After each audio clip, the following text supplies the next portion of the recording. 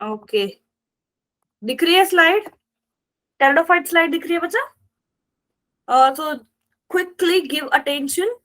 सो pteridophytes में हम वो क्या लिखेंगे कि वो एनिमल्स, वो प्लांट्स जो है they are completely terrestrial. Yes, मतलब लैंड पे वो कंप्लीटली ग्रो हो चुके हैं। जैसे ब्रायोफाइट्स में वो अभी भी पानी पे डिपेंडेंट थे, but now they are completely terrestrial. उनके पास ट्रू स्टेम होगा, लीफ होगा, देन उनके रूट्स होंगे टेरिडोफाइट्स के। करेक्ट। तो जब यहाँ पे रिप्रोडक्शन की बात आती है, जैसे दीदी आपने रिप्रोडक्शन के बारे में पूछा है, सो मेनली आपको याद रखना है कि टेरिडोफाइट में जो मेन प्लांट बॉडी होता है वो स्पोरोफाइटिक होता है, डिप्लॉयड प्लांट बॉडी। सारे ही टेरिडोफाइट, जिम्नोस्पर्म्स और एंजियोस्पर्म्स, यहाँ से सारे जो होंगे वो डिप्लोफाइट स्पोरोफाइट बॉडी का मेन रोल रहेगा, क्योंकि वो अपना लाइफ ज्यादातर स्पोरोफाइट कंडीशन में ही बिताएगा। तो ये स्पोरोफाइट प्लांट बॉडी में क्या होता है, they contain gametes. Sporophyte plant body जो होगी उसके पास होगा गैमेट्स। जैसे male gamete and female gamete क्या हो जाएगा? Male gamete will be archegonium and female will be antherozoid. तो ये क्या करते हैं, यहाँ पे सेक्सुअल रिप्रोडक्शन के बारे में बता रही हूं मैं। मेल एंड फीमेल गैमेट क्या बनाएगा? जाइगोट बनाएगा, and this zygote will convert into now embryo, और ये एम्ब्रियो फिर एक न्यू टेरिडोफाइट प्लांट को रिप्रोड्यूस करेगा। तो कुछ इस तरह से होता है रिप्रोडक्शन का इन द टेरिडोफाइट्स। की टेरिडोफाइट्स में गैमेट्स जब फ्यूज होते हैं तो वो क्या करेंगे, जाइगोट, एंड जाइगोट से एम्ब्रियो। एक चीज इसमें सिर्फ आपको याद रखना है कि जब ये एम्ब्रियो बनता है, एम्ब्रियो का डेवलपमेंट जो है, उसका ग्रोथ जो है, वो फीमेल के बॉडी में ही होने वाला है। तो ये खासियत है टेरिडोफाइट्स की, क्योंकि इससे क्या हो गया कि एक पूर्व तैयारी हो गई आगे जाके उस एम्ब्रियो को सीड में बदलने की। क्योंकि टेरिडोफाइट्स के बाद हम बच्चों देखते हैं जिम्नोस्पर्म्स। तो जिम्नोस्पर्म्स क्या है? नेकेड सीड कंटेनिंग प्लांट्स, ऐसे कहते हैं हम, है ना। तो सीड का जो कॉन्सेप्ट है, सीड कब से आने लग गए? जिम्नोस्पर्म्स जैसे आए धरती पे तब से सीड बनने लग गए। तो उनके पहले जो प्लांट्स थे वो तो टेरिडोफाइट्स थे। तो सीड की आने के लिए जो तैयारी थी, मतलब सीड को प्रोटेक्ट करना जरूरी है, उसका डेवलपमेंट होना जरूरी है, तो उस एम्ब्रियो को भी प्रोटेक्ट करना जरूरी था। इसलिए फीमेल गैमेटोफाइट, मतलब फीमेल बॉडी में ही एम्ब्रियो का डेवलपमेंट चालू कर दिया गया टेरिडोफाइट के प्लांट से ही, ताकि आगे जाके जब जिम्नोस्पर्म्स आए धरती पे तब वो सीड बना सके एंड वो सीड प्रोटेक्ट हो सके।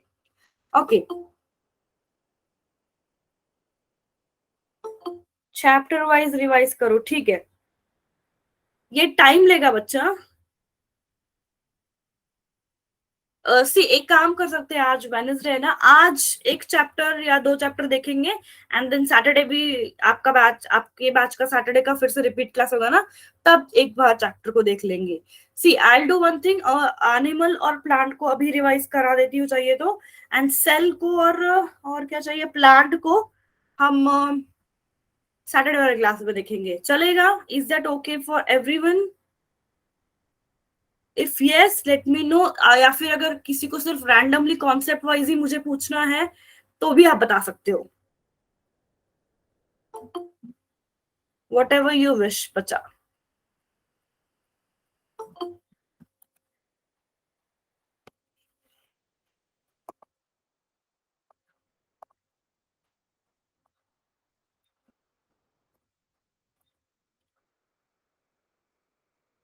Prokaryote and eukaryote cell, okay.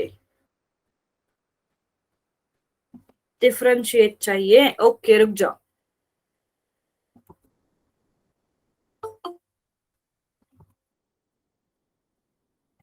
रुक जाओ बच्चा, I will just tell you.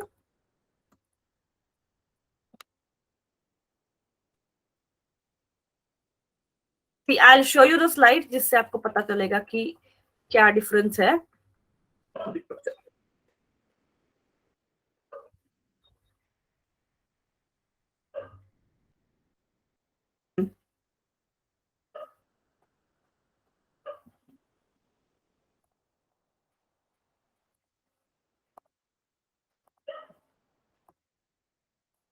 Okay, अब दिख रही है आपको स्लाइड? आ रही है, फिर से सेल की स्लाइड दिख रही है शायद आपको।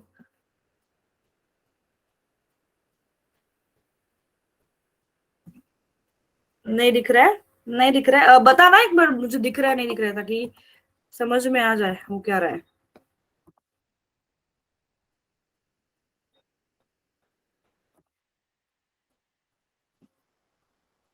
नहीं दिख रहा है, एक सेकंड एक सेकंड एक सेकंड।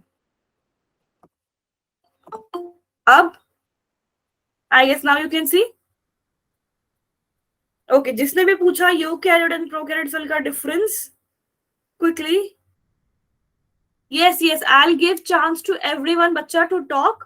एक एक का डाउट सॉल्व कर रही हूँ मैं। टेरिडोफाइट को बताया है, जिसको भी पूरा चैप्टर रिवीजन चाहिए wait for that. Concept wise जा रहे हैं हम लोग। Prokaryote and eukaryote cells, I guess Harshit please pay attention quickly. So prokaryote and eukaryote में मेन डिफरेंस क्या रहेगा कि यूनिसेलुलर और मल्टीसेलुलर एंड जो ऑर्गेनल्स का डेवलपमेंट है। So pro let me change the colour. Prokaryotic cell जो है वो काफी कम डेवलप्ड होती है, करेक्ट। सो आप उसके डायमीटर लिख सकते हो।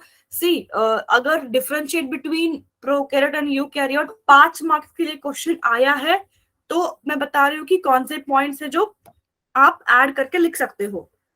Okay, so firstly you can write the presence and absence of nucleus. Nucleus जो है वो प्रोकैरियोट में नहीं रहेगा, यूकैरियोट में रहेगा।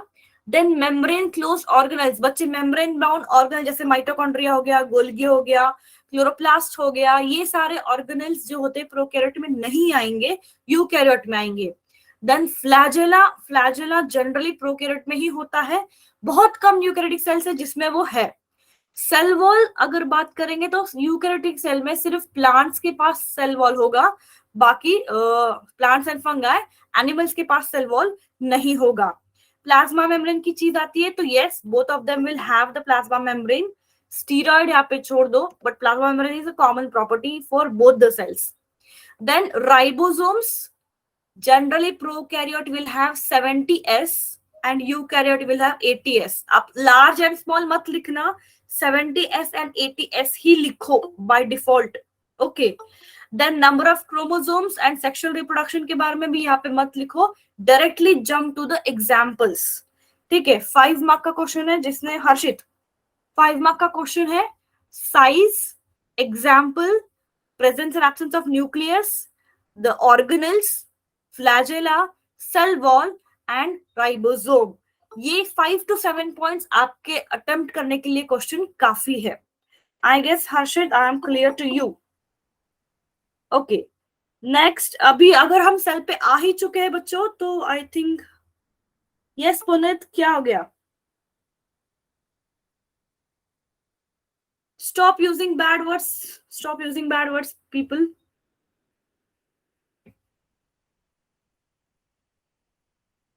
Okay, 80s, 80s and 70s, 80s ribosome eukaryotic में, 70s is in the prokaryote. Ma'am maths की क्लास ज्वाइन नहीं हो रही है बच्चा, क्या हो रहा है? You can contact the person.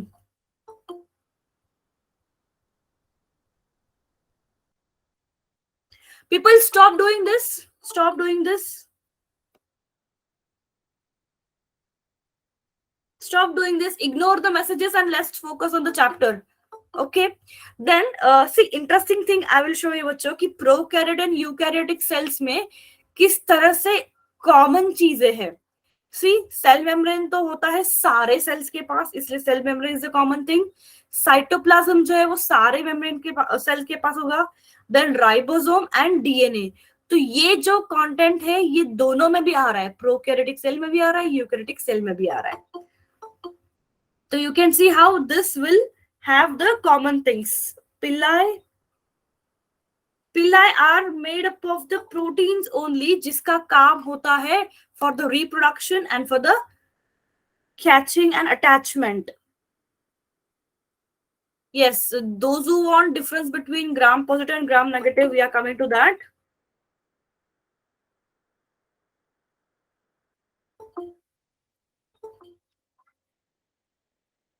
सी बच्चों यहाँ पे एक बार ध्यान देना कि जनरली जो बैक्टीरिया होते हैं, बैक्टीरिया का जो सेल वॉल कॉम्पोजिशन होता है, सेल वॉल कॉम्पोजिशन के ऊपर बैक्टीरिया को डिवाइड किया जाएगा as gram positive and gram negative.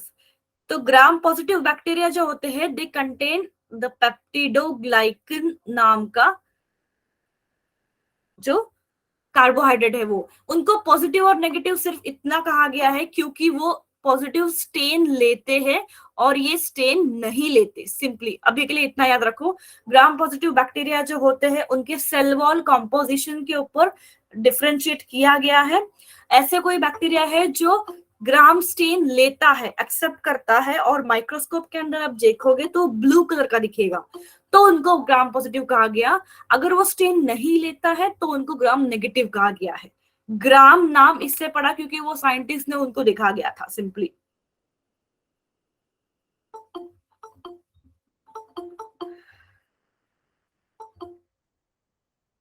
बच्चों stop the nonsense here, we are here to study, okay? Please do on this and maintain the integrity of all the students.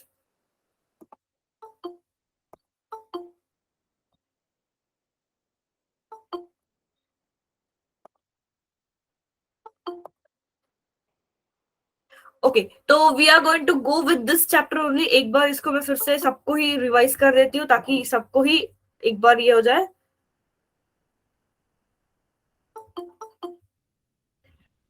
So what are the functions of cell wall? Is there having anybody? See बच्चों please जो भी आप message कर रहे हो stop that.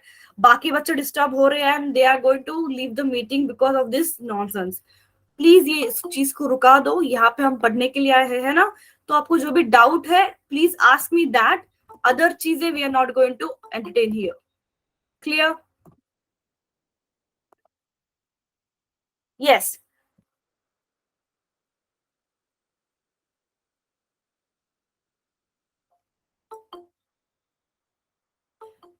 Okay, bachcho.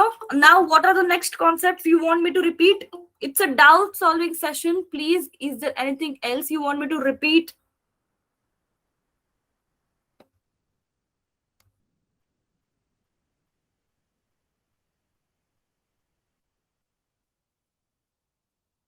Yeah, Pillai conjugation में help करता है। Harshit, you want chlorophyll? Okay, we'll go for that.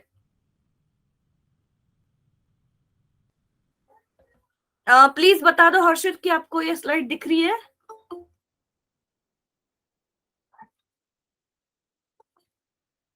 क्लोरोफाइसिया दिख रहा है?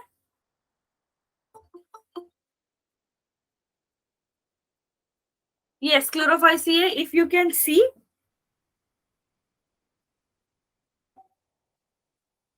ओके तो अलगा में रेड अलगा, ब्राउन अलगा और ग्रीन अलगा में अगर डिफरेंशिएटिंग पॉइंट पूछा गया है तो आप लोग क्या चीज लिखोगे? ध्यान दो, यू विल राइट कि वो कहाँ पे मिलते हैं, what are the habitats, then उनके पिगमेंट्स के बारे में लिखोगे। सी सिंपल है। अगर ग्रीन अलगा की बात करें, क्लोरोफाइसिए, green alga, brown and red, तीनों में भी क्लोरोफिल ए जो है वो कॉमन है। तीनों में क्लोरोफिल ए पिगमेंट तो दिखने ही वाला है। बस दूसरा जो पिगमेंट है वो होता है बी, सी एंड डी। तो आसानी से याद रख सकते हो, क्लोरोफिल ए तो तीनों अलगा में आता है, B C D stands for green, brown, red. But brown और रेड अलगा में साथ में एक्स्ट्रा वाले आ जाएंगे, that is fucoxanthin and phycoerythrin वाले दो पिगमेंट्स आ जाएंगे जो ब्राउन एंड रेड कलर देते हैं। यस करेंगे बच्चा। हर्षित स्लाइड विजिबल नहीं है?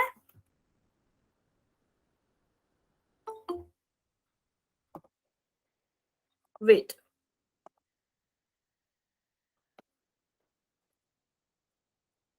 अब विजिबल है?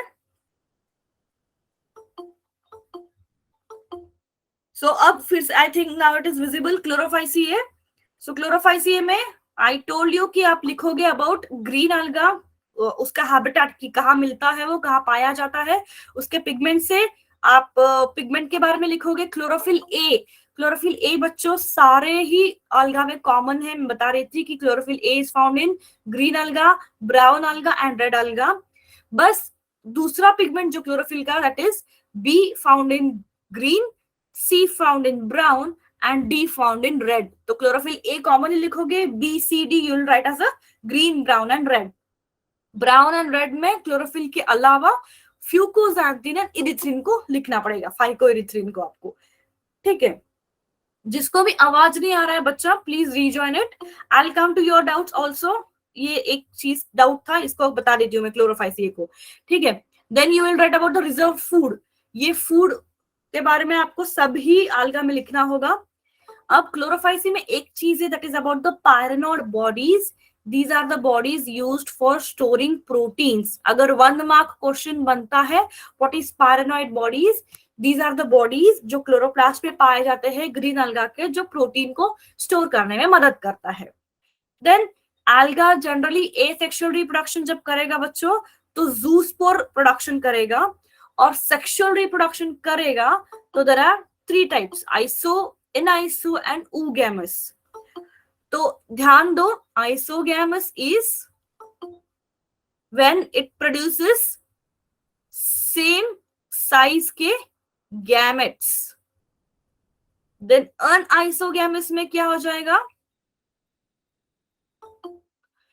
You will have different size of gametes, different या फिर डिसिमिलर साइज भी बोल सकते हो। बट लास्ट वाला जो है ऊगैमी या फिर ऊगैमस भी बोल सकते हैं उसको। ऊगैमस में क्या होता है, एक गैमेट होता है जनरली लार्ज और नॉन मोटाइल, और मोस्टली तो ये फीमेल वाली होती है, आई गेस फीमेल का साइन आप समझते हो। और दूसरा गैमेट जो होता है वो स्मॉल होता है और मोटाइल होता है, और जनरली ये वाली मेल गैमेट होती है। आई गेस अर्जित, हर्षित, व्हाट वाज योर नेम, हर्षित, या क्लोरोफाइसी मैंने क्लियर कर दिया है। सिमिलरली आप ऐसा अगर टेबल देखोगे ना, ये वाला टेबल आपके एनसीईआरटी में भी है, जिसमें ग्रीन, ब्राउन और रेड अलगा को कंपेयर करके दिया गया है। इतना भी याद कर लोगे ना बच्चा, काफी हो जाएगा।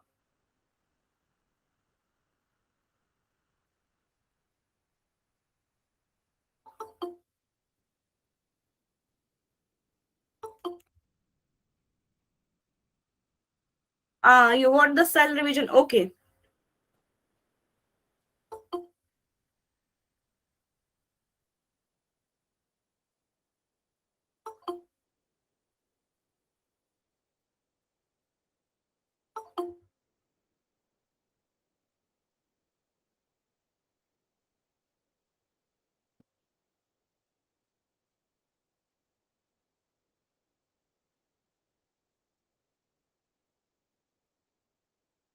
बच्चों, I am not going to entertain this nonsense things, या फिर मैं अभी के अभी ये कॉल डिस्कनेक्ट कर रही हूँ। This is the last warning, I am going to disconnect each and every one of you. अगर आप चाहते हो कि मैं डिस्कनेक्ट कर दूं, then continue the chat. If you want me to study with you and help you with your concepts, then be here, वरना यहाँ से प्लीज निकल जाओ। ये चीज को मैं एंटरटेन नहीं करूंगी। यस शाफिया, ऑस्मो रेगुलेशन बच्चा, ऑस्मो रेगुलेशन मतलब वाटर का और सॉल्ट्स का बैलेंस को मेंटेन करना बॉडी में। जैसे कॉन्ट्रैक्टाइल वैक्यूल्स होते हैं, जैसे आपने किडनी, ह्यूमन में किडनी करता है ऑस्मो रेगुलेशन का काम। ये क्या करते हैं, बॉडी में सॉल्ट्स एंड वाटर का रेगुलेशन करते रहते हैं, बैलेंस को मेंटेन करना होता है।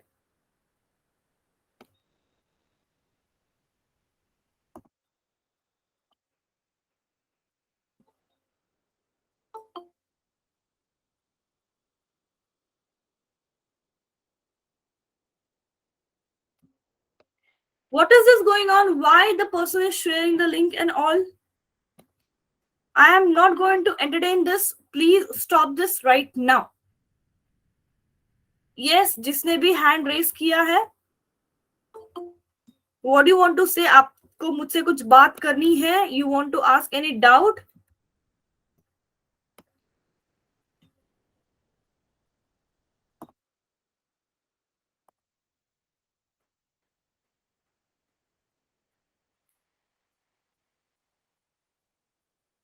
Okay, fine. Vanshika, what do you want to ask? Fluid mosaic model. Okay. Stop it now. मैं चैट को बंद कर रही हूँ, फ्लूइड मोज़ेक मॉडल पढ़ा रही हूँ, so hold on. Seelam, Sanjana, Seelam मतलब ना बच्चे बॉडी कैविटी होती है, बॉडी कैविटी अगर है किसी एनिमल में तो सीलोमेट कहेंगे। अगर बॉडी कैविटी मतलब जो अपना माउथ से लेके एक्सटर्नल ऑर्गन एनस से जो पूरा पाइपलाइन स्ट्रक्चर होता है, that is your body cavity. तो कुछ कुछ ऑर्गेनिजम्स में वो होता है, mouth and external organ anus जैसा स्ट्रक्चर, कुछ ऑर्गेनिजम्स में नहीं होता है। तो जिनमें भी वो कैविटी होगी उसको हम सीलोमेट कहेंगे, जिसमें नहीं होगा वो असीलोमेट हो जाएंगे। Okay, coelom is clear, Sanjana, I guess. Okay, fluid mosaic model, I guess, Mohit. Fine, we will go to that chapter.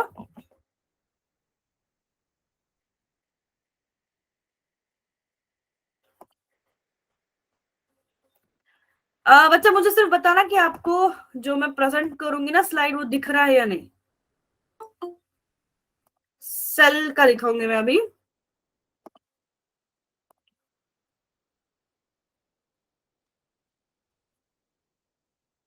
Just a second, हो रहा है load.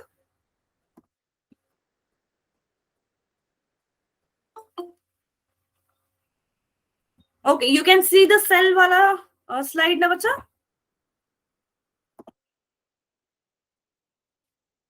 So we will go to the fluid mosaic model. So fluid mosaic model जो है ना बच्चा, fluid mosaic model में क्या होता है, this was the most accepted model जो सिंगर एंड निकोलसन इन्होंने दिया था। This is the concept very much important for your both as well as NEET. ध्यान दो, 3 मार्क या 5 मार्क का क्वेश्चन आ सकता है विथ डायग्राम। आपको डायग्राम के साथ ये ड्रॉ करके बताना पड़ेगा। ओके, तो इस मॉडल में जनरली क्या होता है कि मॉडल जो है वो बायलेयर है। बायलेयर है मतलब यू कैन सी ये जो दो आपके दिख रहे structure, this is a lipid phosphate bilayer. तो उसको क्या कहा जाता है, this is called as phospholipid. Phospholipid मतलब फॉस्फेट और लिपिड से बना हुआ। तो ये ऊपर का स्ट्रक्चर जो है वो फॉस्फेट हेड होता है, और नीचे की जो tail structure it is made up of lipid. So when these two come together हम इसको बोलेंगे फॉस्फोलिपिड। तो ऐसे यहाँ पे भी एक लेयर है, यहाँ पे भी एक लेयर है, इसलिए इसको क्या कहा जाएगा, बायलेयर कहा जाएगा। देन इसके बाद प्लाज्मा मेम्ब्रेन में होते हैं कुछ proteins, internal and external proteins. तो अगर इन दोनों लेयर के बीच में अगर कोई प्रोटीन आ रहा है तो उसको इंटीग्रल या इंटरनल प्रोटीन्स कहा जाएगा। बट अगर कोई प्रोटीन है जो सिर्फ बाहर की तरफ है तो उसको हम पेरिफेरल भी कह सकते हैं या एक्सटर्नल प्रोटीन भी कह सकते हैं। ठीक है, क्लियर है। Phospholipid bilayer, then phospholipid protein. जिसने भी मुझे ये क्वेश्चन पूछा था, एंड यू विल राइट इस मॉडल में आप ट्रांसपोर्ट के बारे में लिखोगे, जैसे active and passive transport. Usually transport of what, transport of ions, water molecules, then components, carbohydrates, compounds, इनका ट्रांसपोर्ट होते रहता है थ्रू द प्लाज्मा मेम्ब्रेन। तो ये जो आप चैनल प्रोटीन्स देख रहे हो ना बच्चों, ये चैनल प्रोटीन्स जो है वो जनरली हेल्प करते हैं for the transport of the material across the cell. Cell के अंदर बाहर इनका ट्रांसपोर्ट होता रहेगा।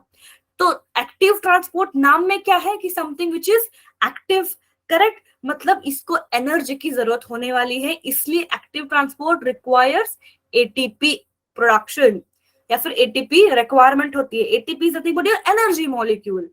वैसे ही पैसिव में क्या हो जाता है, आप सिंपल सा ध्यान में रखो, जब आप कोई चढ़ाई पे से चढ़ते हो तो आपको बहुत जोर लगाना पड़ता है। कोई साइकिल पे आप अगर जा रहे हो तो you need to put energy, but अगर नीचे उतरते हो तो you don't have to put energy, अपने आप साइकिल जो है वो नीचे उतर जाती है। सेम चीज होता है पैसिव ट्रांसपोर्ट में, बिकॉज मॉलिक्यूल्स इजीली ट्रांसफर हो जाते हैं, यहाँ पे एनर्जी की जरूरत नहीं लगती है। तो ऐसा क्यों हो गया, क्योंकि एक्टिव ट्रांसपोर्ट में जनरली कोई भी मॉलिक्यूल्स का अगर ट्रांसपोर्ट हो रहा है तो सी यहाँ पे जो है मॉलिक्यूल्स ज्यादा अमाउंट में है, यहाँ पे अमाउंट कम है। तो अगर कम जगह पे कॉन्सेंट्रेशन से ज्यादा जगह पे अगर जा रहे हैं तो आपको एनर्जी लगेगी, but on the other side ज्यादा है मॉलिक्यूल्स और यहाँ पे कम है, और यहाँ से कोई मॉलिक्यूल यहाँ पे आ रहा है तो एनर्जी कम लगेगी या फिर नहीं लगेगी। That is how the plasma membrane will work for the transport process. Okay, clear, fine. Now you can again text me with the next concept you want me to solve.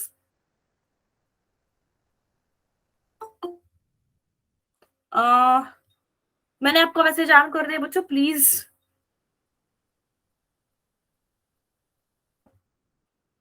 Cell membrane मैंने अभी बताया। Nuclear spores and spongocoel. Spongocoel तो Porifera में आएगा Vanshika. Hold on, one by one. अभी cell में हूं ना बच्चे में, तो मुझे एक बार सेल का ही बता दो, वरना वो पीपीटी में फ्लिप करने में थोड़ा प्रॉब्लम जाएगा।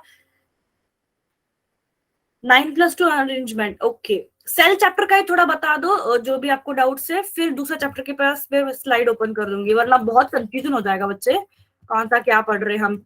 सी, सीलिया एंड फ्लैजेला में, जिसने भी मुझे 9+2 अरेंजमेंट पूछा है, सीलिया एंड फ्लैजेला में क्या होता है कि ये जो रिंग्स है, माइक्रोट्यूब्यूल्स जो होते हैं, ये 9 है। यू कैन सी 1 2 3 4 5 6 7 8 और ये 9।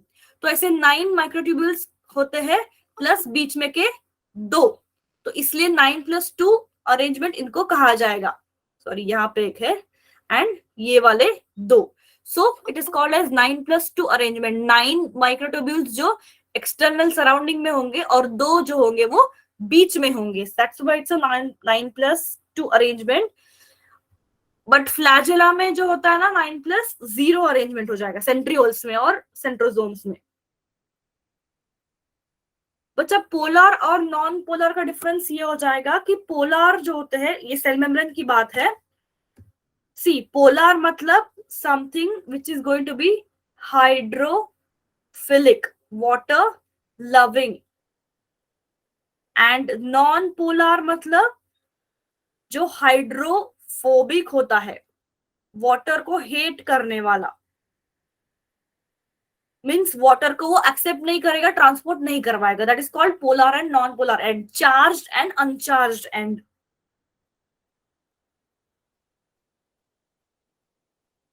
न्यूक्लियस डार्क पार्ट मतलब न्यूक्लियस के अंदर का जो न्यूक्लियोलस है, you are talking about that.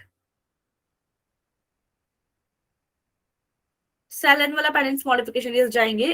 Hold on. Okay, सो जहां तक मैंने चैट बंद किया था उस बीच में का मुझे पता नहीं है। So I can see messages कि फ्लूइड मोज़ेक मॉडल बता दो। फ्लूइड मोज़ेक हो गया, सीलीवेट हो गया। Osmosis is nothing but the flow of nutrients from the active higher concentration to low concentration. जिसमें भी ऑस्मोसिस पूछा है, बहुत ही बेसिक कॉन्सेप्ट है। You can read this osmosis here. हाँ, centrioles, mitochondria, cell. Okay okay okay, fine. Okay, wait. So let's go here only. See, quickly, endoplasmic reticulum. Endoplasmic reticulum में I am revising this chapter itself here, so that आपका ये chapter पूरा clear हो जाएगा। ER में अगर differentiating question पूछा है 3 मार्क का कि differentiate between smooth endoplasmic reticulum and rough endoplasmic reticulum, तो आप क्या क्या चीजें लिखोगे? या न्यूक्लियस को हम जाएंगे। सो एंडोप्लाज्मिक रेटिकुलम जो होता है वो न्यूक्लियस से, आप देख सकते हो कैसे अटैच्ड होता है। न्यूक्लियस से एकदम के बगल में ही अटैच रहेगा एंडोप्लाज्मिक रेटिकुलम, और एक स्कैटर्ड स्ट्रक्चर है। तो जनरली एंडोप्लाज्मिक रेटिकुलम जो प्रोटीन में इन्वॉल्व होते हैं उनको कहा जाता है रफ, RER।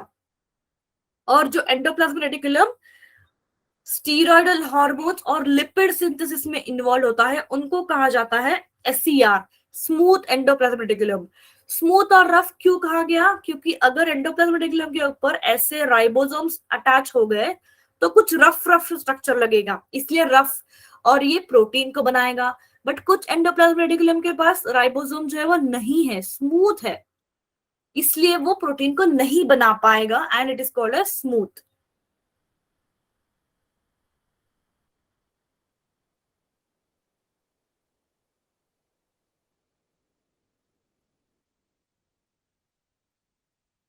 ओके, ये एंडोप्लाज्मिक रेटिकुलम जिसका भी डाउट था, I guess it is clear. So many of you are asking about mitochondria and nucleus. Yes, we'll come to that. अगर मैंने किसी का डाउट मिस कर दिया तो रुक जाओ। सेल एनवेलप को मैंने मिस कर दिया है, ठीक है।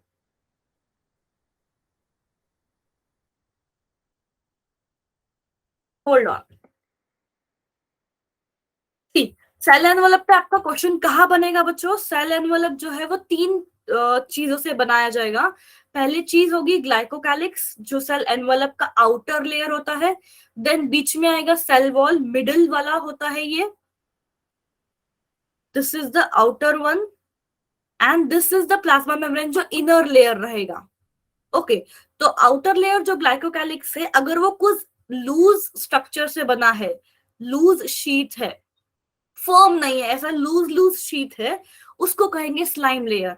और अगर वो कुछ फर्म शीट है, मतलब वो एक टाइट एनवलप जैसा कवरिंग सा बनाता हो, हार्ड सब्सटेंस जैसा हो, तो उसको कहेंगे हम कैप्सूल। तो स्लाइम लेयर एंड कैप्सूल में स्लाइट ही डिफरेंस है, loose and not being so loose. Okay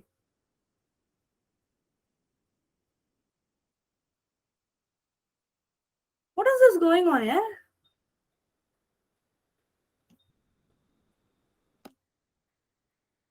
okay cell wall जो होता है, it is been made up of various amount of carbohydrates, जिसका मेन फंक्शन होता है कि वो सेल को किसी भी बाहर के एनवायरमेंट से बचा के रखा, उसको सपोर्ट करना, और कोई भी अगर मैकेनिकल ट्रॉमा होता है या फिर कोई इंजुरी होती है सेल को, तो सेल वॉल जो है वो उसको प्रोटेक्ट करते रहेगा। ओके सो अब इनर वॉल जो होता है, that is the plasma membrane. Plasma membrane जो इनर मोस्ट वॉल है सेल एनवलप का, वो होती है सिलेक्टिवली परमिएबल। सिलेक्टिवली परमिएबल का मतलब होता है कि प्लाज्मा मेम्ब्रेन अपने अंदर सारे चीजों को आने नहीं देगा, कुछ वाटर्स, कुछ गैस या फिर कुछ न्यूट्रिएंट मॉलिक्यूल्स को ही वो अंदर आने देता है, that is called being selectively permeable. कुछ ही चीजों को अंदर आने के लिए अलाउ करना, सबको नहीं, that is called being selectively permeable. And ये 1 मार्क क्वेश्चन बनता है अबाउट द मेसोसोम बच्चा। Mesosome is a infolding of a plasma membrane, मतलब कुछ कुछ जगह पे ऐसे प्लाज्मा मेम्ब्रेन की कुछ फोल्डिंग बन जाती है ऐसे, जो क्या है ना, बहुत बार रेप्लिकेशन में हेल्प करता है, देन रेस्पिरेशन में हेल्प कर सकता है। तो ऐसे बहुत सारे सेल का सरफेस एरिया बढ़ाने में हेल्प कर सकता है, to increase the surface area of a cell. तो ये मेसोसोम जो है वो प्रोकैरियोट्स में ही पाया जाएगा, यूकैरियोट्स में नहीं। 1 मार्क क्वेश्चन बहुत बार बोर्ड में आ चुका है, व्हाट आर मेसोसोम्स। तो these are the infoldings of the plasma membrane जो प्रोकैरियोट में पाए जाते हैं, एंड जो various activities of the cell में हेल्प करते हैं। ओके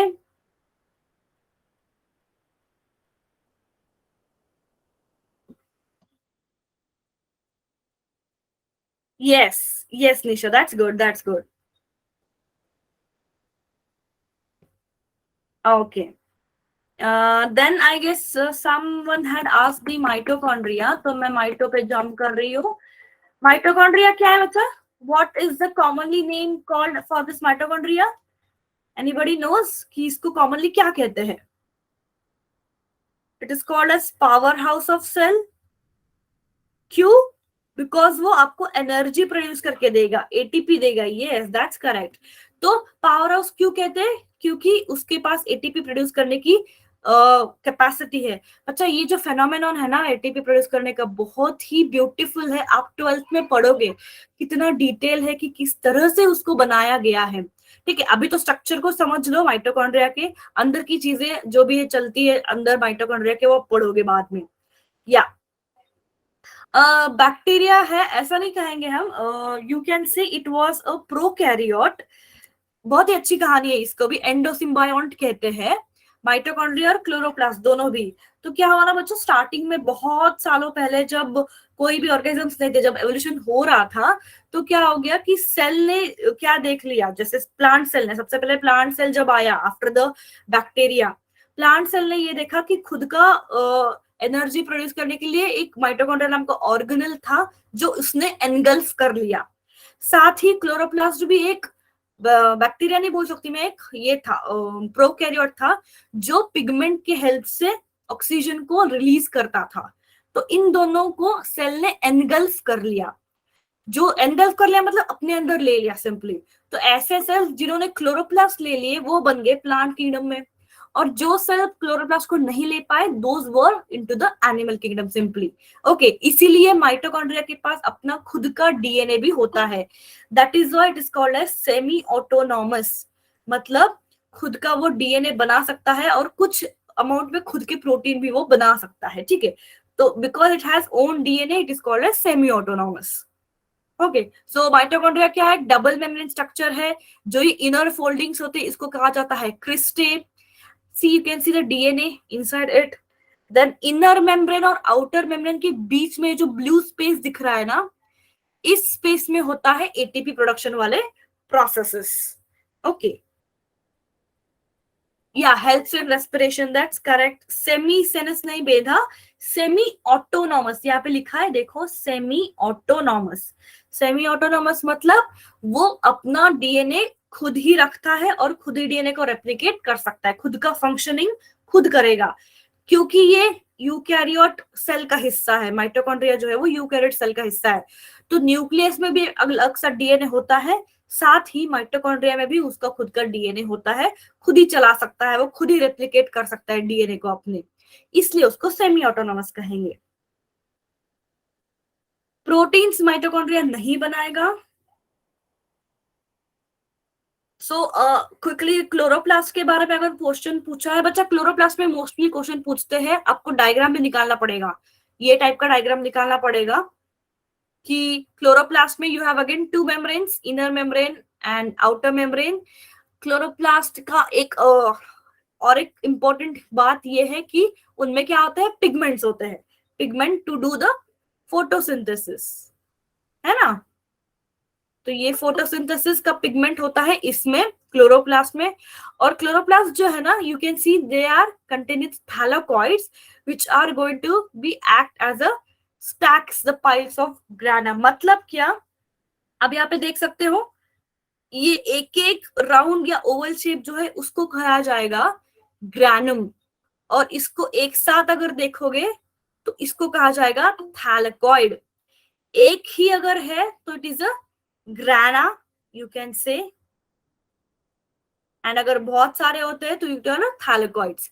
तो इसके बारे में, क्लोरोप्लास्ट के बारे में अगर पूछा जाएगा तो you can see it's a double membrane structure, then it is having the pigment and the enzymes containing for the photosynthesis. थैलेकॉइड्स और ग्राना के बारे में लिखो।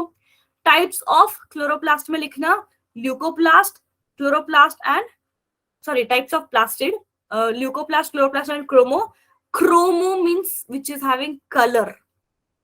ओके, ल्यूको में फिर से टाइप्स है, ये आपके एनसीईआरटी में है, ठीक है, ध्यान से पढ़ो और ध्यान से लिखो भी।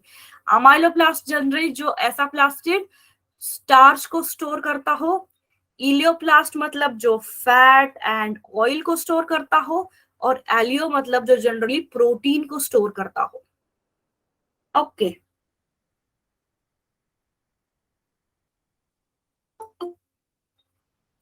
या symmetry is axis which divides an organism, that is correct।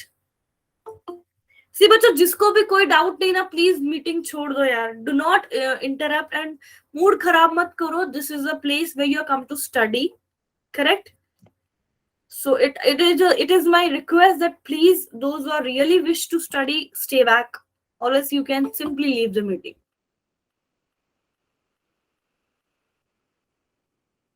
Yes Himanshu, very correct, cellular respiration को वो साइट होता है mitochondria.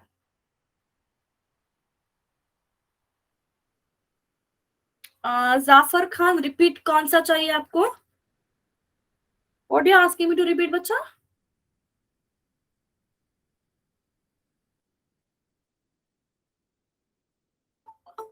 If you can tell me, plastids जो है, these are the organelles which are again semi autonomous in nature। semi autonomous मतलब मैंने पहले भी कहा, माइटोकॉन्ड्रिया जैसे इनके पास भी खुद का डीएनए होगा जो फंक्शन कर सकता है, इसलिए उसको हम सेमी ऑटोनॉमस कहेंगे। तो प्लास्टिड्स के 3 टाइप्स होंगे, leucoplast, chloroplast and chromoplast. Chloro and chromoplast ये कलर कंटेनिंग है, जो पिगमेंट्स बनाते हैं।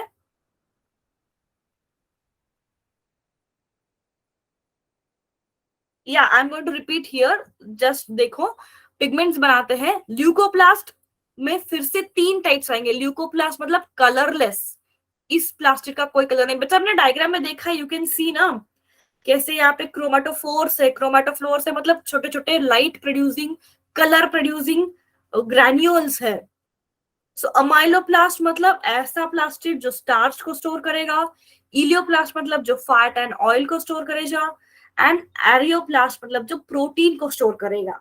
और आपके एनसीईआरटी में सिर्फ क्लोरोप्लास्ट के बारे में हम डिटेल में देखते हैं, जो फोटोसिंथेटिक ऑर्गेनेल है।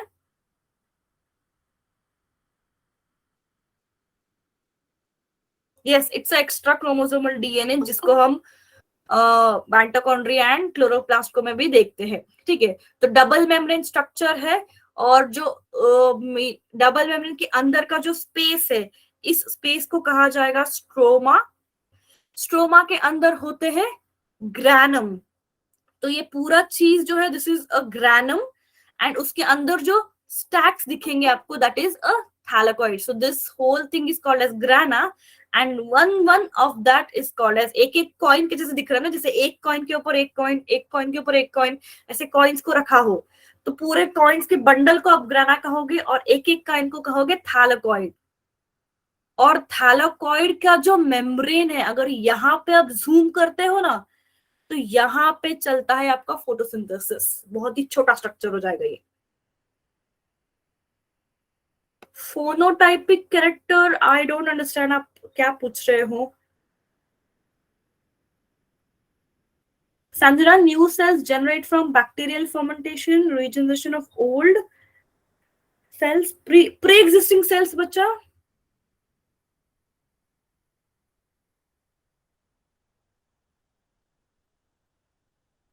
ओके,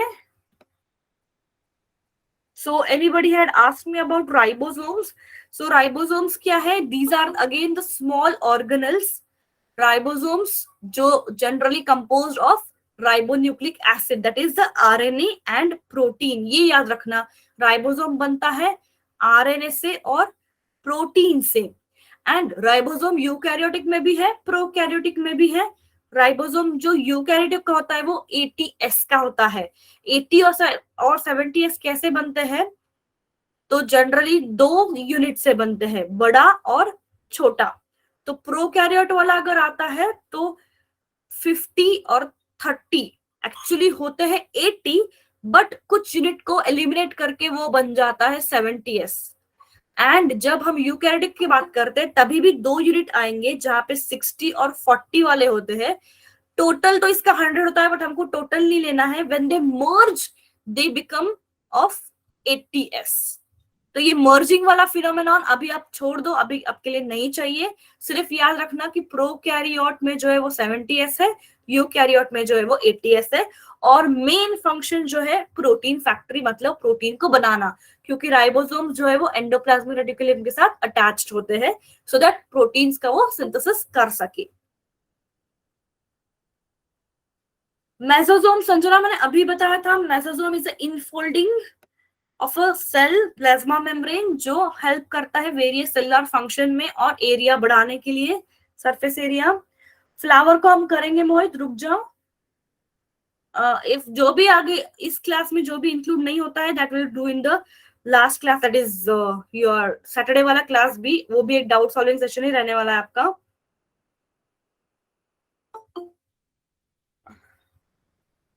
नहीं मोहित, मोजोजोम जर्म लेयर नहीं है। ओफो, ऐसा होगा रे। सुई, मेसोसोम जो है ना वो प्लाज्मा मेम्ब्रेन का हिस्सा है। So suppose this is the plasma membrane of a cell, तो कभी कभी प्लाज्मा मेम्ब्रेन ऐसे इनफोल्डिंग्स बना देता है जिसको मेसोसोम कहा जाएगा। टोटिपोटेंसी मतलब सेल की कैपेसिटी, जब एक सेल पूरे प्लांट को बना सकता हो या पूरे एनिमल को बना सकता हो, तो उस कैपेसिटी को टोटिपोटेंसी कहा है। जनरली ये टोटिपोटेंसी कैपेसिटी जाइगोट में होती है, क्योंकि जाइगोट से एम्ब्रियो बनता है और एम्ब्रियो से पूरा प्लांट बॉडी हो, एनिमल बॉडी हो जो बनता है। तो एक सेल में जो कैपेसिटी होती है पूरे एनिमल का स्ट्रक्चर या फिर पूरे प्लांट का बॉडी बनाने की, उस कैपेसिटी को, एबिलिटी को कहेंगे टोटिपोटेंसी। मेसोडर्म, हाँ, या हिमांशु, डिस्कवरी के बारे में हम नहीं जा रहे, we are just going to the quick revision points. Okay, nuclear pores Sanjana, nuclear pores are the point of the entry and exit between, nucleus कहाँ गया रे आपका, मिस कर गए क्या हम, ठीक। अभी न्यूक्लियस जो है ना बच्चा, दैट इज बिन कनेक्ट, अरे अरे अरे, nucleus is been connected with the, suppose ये सेल है और न्यूक्लियस को जनरली कुछ इस तरह से ड्रॉ किया जाएगा, ओके। तो ये जो बीच में जगह छोड़ी जाती है, इसको कहते हैं न्यूक्लियर पोर। ऐसा क्यों? क्योंकि न्यूक्लियस के अंदर न्यूक्लियोलस होता है, और न्यूक्लियस क्या करता है, अपना प्रोटीन या फिर अपना डीएनए जो एक्सचेंज करना का जो काम होता है, उस एक्सचेंज के लिए एंट्री पॉइंट चाहिए। जैसे प्लाज्मा मेम्ब्रेन में प्रोटीन्स थे जो बाहर का जो भी न्यूट्रिएंट्स हो, मॉलिक्यूल्स हो, उसको अंदर लेने का काम करते थे, वैसे ही न्यूक्लियर पोर्स क्या करेंगे, they will help in the transport simply, okay. See, nuclear pores are the passage through which movement will be done. Flagella सब में एक ही चीज से बनेगा, चाहे वो यूकैरियोट हो या प्रोकैरियोट हो। कॉन्ट्रैक्टाइल वैक्यूल्स जो है बच्चे, contractile vacuoles is used for the storage, storage करेगा। जो कॉन्ट्रैक्टाइल वैक्यूल जनरली अमीबा में होता है ना।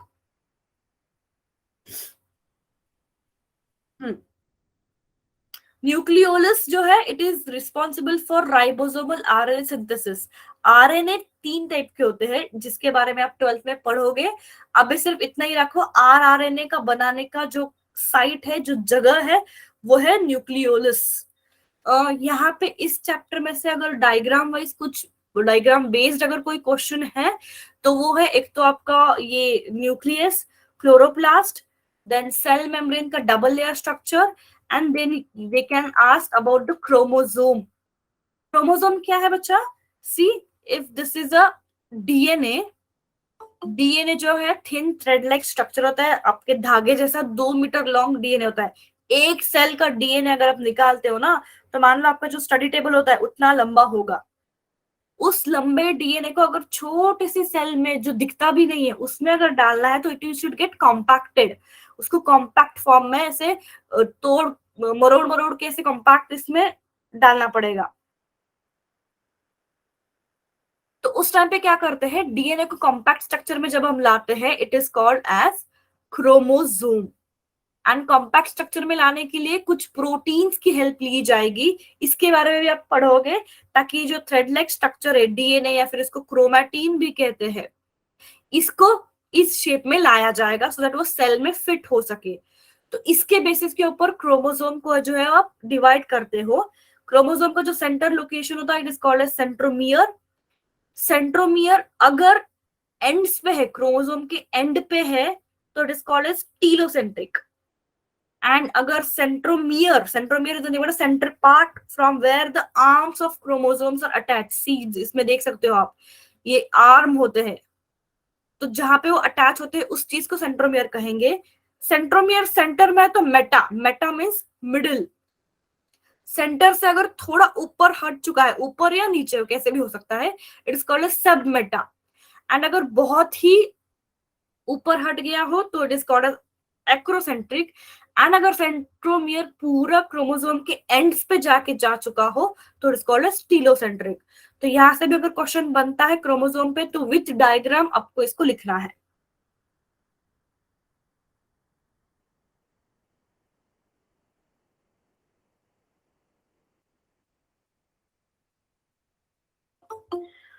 लॉर्ड पुनीत जो भी है, kindly leave the meeting right now before I raise a complain against you, leave the meeting.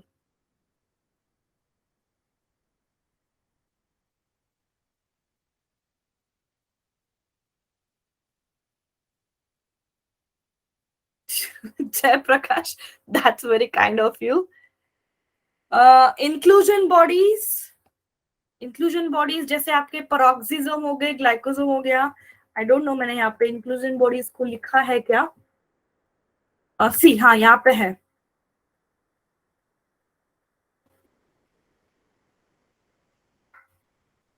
जो इंक्लूजन बॉडीज होते हैं ना, मेसोसोम्स हो गया, देन कॉन्ट्रैक्टाइल वैक्यूल्स हो गया, ये क्या करते हैं, किससे पूछा है, निशा। हाँ, तो वो inclusion bodies are going to help in the various processes. I don't think मैंने स्लाइड में उसको ऐड किया है, एक बार देखती हूँ. Let me check, if not I will tell you.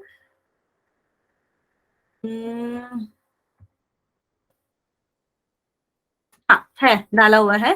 So prokaryotic cells में मिलता है इंक्लूजन बॉडीज. तो generally these are vacuoles which are going to help you in the storage. जैसे कॉन्ट्रैक्टाइल वैक्यूल हो गया, गैस वैक्यूल हो गया. Gas vacuole क्या करता है? बियॉन्सी देता है. बियॉन्सी मतलब तैरने की कैपेसिटी देना. देन कॉन्ट्रैक्टाइल वैक्यूल क्या करता है? स्टोरेज में काम करता है.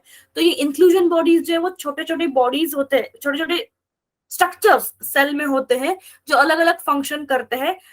जैसे gas vacuole, then contractile vacuole. These are the bodies which are going to help the cell for smaller functions.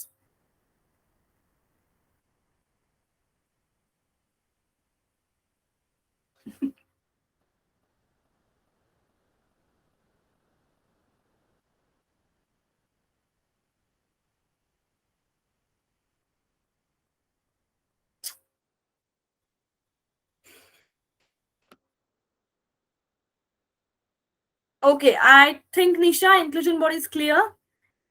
Multicellular organisms have division of labor. Sanjana, division of labour मतलब हर एक का अपना अपना काम दिया गया है. इस सेंटेंस का मतलब इतना होता है कि मल्टीसेलर ऑर्गेनिजम्स में हर एक सेल अपना अपना काम करता है. जैसे अभी एक ही सेल में माइटोकॉन्ड्रिया बनाएगा एटीपी, राइबोसोम बनाएगा प्रोटीन, क्लोरोप्लास्ट का काम होता है पिगमेंट्स को सिंथेसाइज करके फोटोसिंथेसिस करना.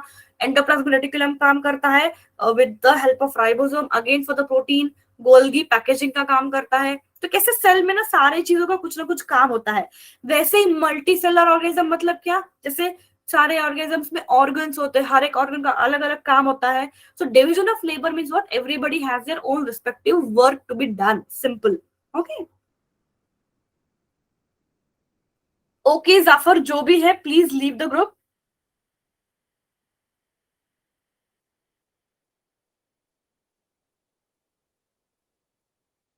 एनाटॉमी आफिया बहुत बड़ा हो जाएगा, तो नेक्स्ट क्लास में मैं लूंगी anatomy of frog. Yes I remember many of them has asked about the anatomy of frog. तो एनिमल किंगडम एंड एनाटॉमी का जो चीज है ना बच्चों, सैटरडे वाला क्लास जब रिपीट होगा आपका उस टाइम पे लूंगी. संजना, सिमेट्री के बारे में बोला ना कि कोई भी अगर बॉडी है उस चीज को आप अगर ऐसे प्लान में अगर काट सकते हो किसी भी एंगल से, एंड अगर वो बॉडी दो हाफ में बनती है तो उसको रेडियल सिमेट्री कहते हैं. और अगर कोई भी बॉडी को आप काटते हो और आपको राइट एंड लेफ्ट हाफ मिलता है तो उसको बायलैटरल सिमेट्री कहते हैं. ओ, ठीक है. एंड अगर कोई बॉडी को आप कुछ काट ही नहीं सकते because it has no particular axis, no shape, कैसे भी काटो छोटा मोटा ऐसा टुकड़ा बन जाएगा, तो it will having named as asymmetrical, क्योंकि उसकी कोई ढंग की सिमेट्री नहीं है. Okay Sanjana.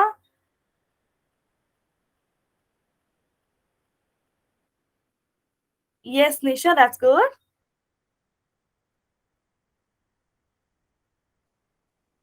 Zafar, if you are not in any group, kindly contact any one person from Avanti Fellows जो आपके कांटेक्ट में हो, so that आपको उस पर्टिकुलर ग्रुप में दिया जाएगा. Please do not disturb the other group. यहाँ पे हम पढ़ने के लिए है बच्चों. काइंडली डू दैट, वरना I am going to end this call right now.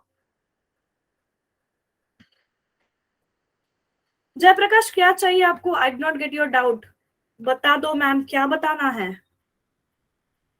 Meiosis अभी क्यों चाहिए? सेल डिवीजन आपका नहीं है सिलेबस में. बाकी के चैप्टर्स को हम फिर से पढ़ेंगे, आपके एग्जाम के बाद सारे चैप्टर्स को पढ़ेंगे. अभी सिर्फ एग्जाम की तैयारी चल रही है बच्चा.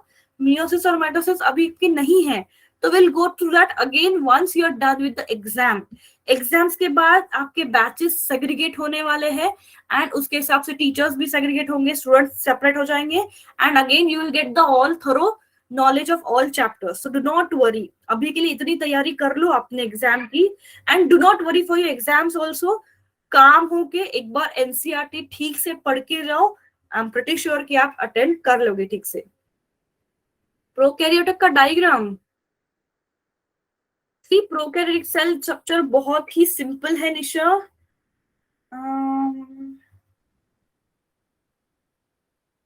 इमांशु, okay.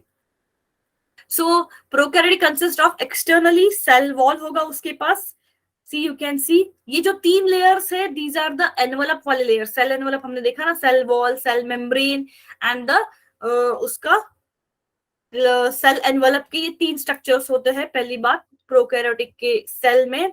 Then because prokaryotic cell के पास कोई भी ऑर्गेनल नहीं होगा, न्यूक्लियस भी नहीं होगा, तो उसका डीएनए जो है वो फ्रीली साइटोप्लाज्म में रहेगा।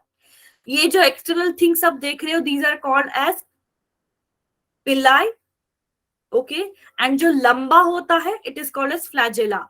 पिलाई और फ्लैजेला में डिफरेंस यही है कि पिलाई का रिप्रोडक्शन वर्क होगा, फ्लैजेला का मूवमेंट लोकोमोशन का वर्क होगा। Okay, glycocalyx is again your envelope. और दूसरी चीज होता है एक नॉन क्रोमोसोमल डीएनए, फिर एक्स्ट्रा क्रोमोसोमल डीएनए जिसको कहा जाएगा प्लाज्मिड। ये न्यूक्लियर डीएनए से अलग होता है, इन दोनों को मिक्स मत करो। इस प्लाज्मिड डीएनए का अलग रोल है, जैसे एंटीबायोटिक को रेजिस्टेंट करना। बहुत ही अच्छा एग्जांपल देती हूँ बच्चों, देखो कभी कभी आपको अगर इन्फेक्शन होता है, सर्दी खांसी होती है, अगर कोई एक दवाई दी गई हो एंड अगर उससे आप ठीक नहीं होते हो तो 2-4 दिन के बाद डॉक्टर जो है वो दवाई को चेंज करता है। इसलिए होता है क्योंकि प्लाज्मिड में कुछ रेजिस्टेंट करने वाले जीन होते हैं जिसने पहले दवाई को असर नहीं दिखाया, तो उस टाइम पे दवाई चेंज करने से इसका इफेक्ट कम कर दिया जाएगा, जिससे आपके जो भी बैक्टीरियल इन्फेक्शन होगा वो कम किया जाएगा। सो प्लाज्मिड का फंक्शन क्या है वो अभी हमको नहीं चाहिए, सिंपली इतना याद रखो कि वो एक एक्स्ट्रा डीएनए है, एक्स्ट्रा क्रोमोसोमल डीएनए है, इतना काफी है प्रोकैरियोटिक के लिए। इंपॉर्टेंट डायग्राम निशा यही होगा, यूकैरियोटिक या फिर प्रोकैरियोटिक के सेल, क्लोरोप्लास्ट आ सकता है, प्लाज्मा मेम्ब्रेन मॉडल आ सकता है और क्रोमोसोम आएगा फ्रॉम दिस चैप्टर। जयप्रकाश आप सिर्फ बताओ मैम बता रहे हो, बट अच्छा सेक्सुअल रिप्रोडक्शन में मियोसिस दिया है, कौन से सेक्सुअल रिप्रोडक्शन में बच्चे? See meiosis and mitosis cell division में आता है, which sexual reproduction you are talking about?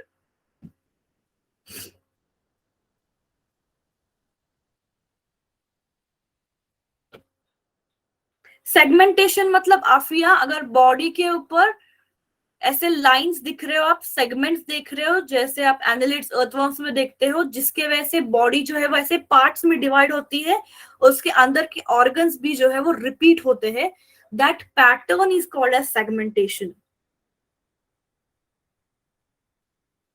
कौन सा table Jayaprakash, which table you talking about? हाँ, ये वाला table, sexual reproduction no meiosis and involves meiosis. Okay, prokaryotic cell क्योंकि सी यहाँ पे मियोसिस का जिक्र इसलिए हुआ है क्योंकि प्रोकैरियोटिक सेल जो है वो प्रिमिटिव है, डेवलप नहीं है, तो प्रोकैरियोटिक सेल जो है वो सिंपली एक सेल से डिवाइड होके 2 सेल बनाएगा, यहाँ पे गैमेट वाला फंडा नहीं होता है, इसलिए नो मियोसिस दिया है। मियोसिस क्या है, कैसा होता है, ये आप अलग चैप्टर में पढ़ोगे, सिर्फ इतना याद रखो कि प्रोकैरियोटिक सेल में मियोसिस नहीं होगा, डायरेक्टली एक सेल से 2 सेल बन जाएंगे सिंपली।